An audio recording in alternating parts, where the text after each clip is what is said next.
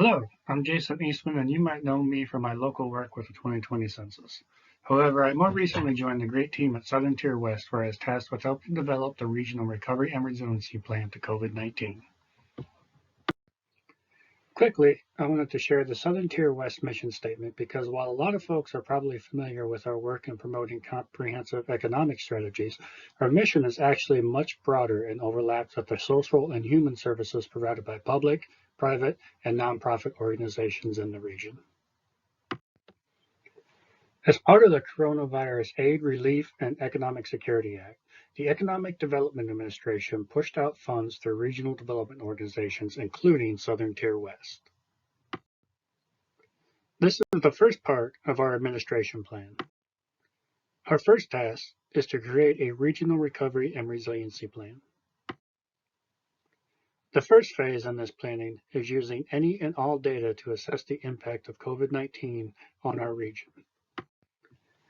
The National Association of Development Organizations has long worked in the areas of recovery and resiliency. In fact, their focus is on the role of regional development organizations like ours toward the resiliency and recovery to disasters in rural areas. While there are slight variations in recovery and resiliency planning schemes, most agree it operates in a cyclic fashion. Resiliency involves planning for the worst or planning for ways to avoid the worst. But of course, major disruptions are not entirely avoidable. But with good planning, we can have a good response that helps protect the safety of the local community. A good response that enables recovery in a way that better positions us for the future. In fact, this is quite important for our region, as returning to the pre-COVID status quo might not be in our best interest. I probably do not need to tell you that before COVID-19, most measures of the Western Southern Tier showed the region was already distressed. Using census data, the Distressed Community Index is based on no high school diploma, housing vacancy rates, adults not working, the poverty rate, median income ratio, along with changes in employment and the number of business establishments. When mapped, this measure shows how the Western Southern Tier was more at risk than our neighbors.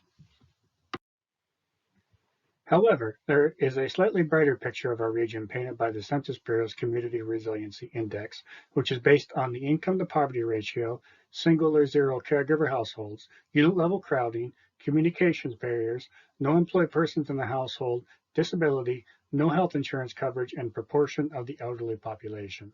You can slice this data in a variety of ways, but generally our region is better positioned than the state of New York to recover from COVID-19.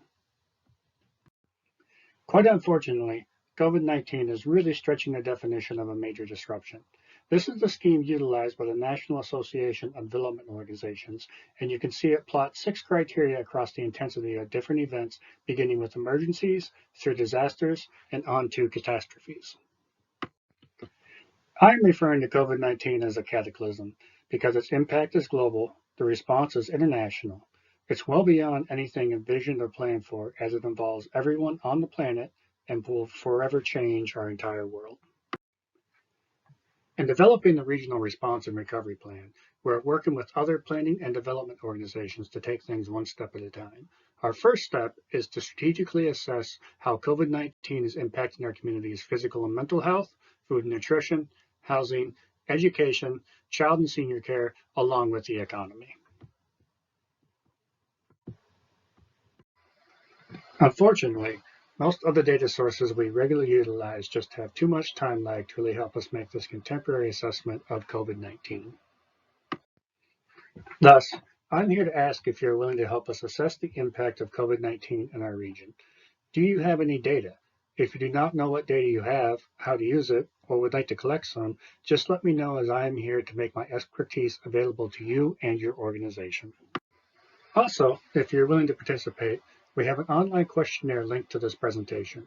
Your insights will be invaluable for the regional recovery to this pandemic. Thank you for your time. Please feel free to contact me with any questions and concerns you may have.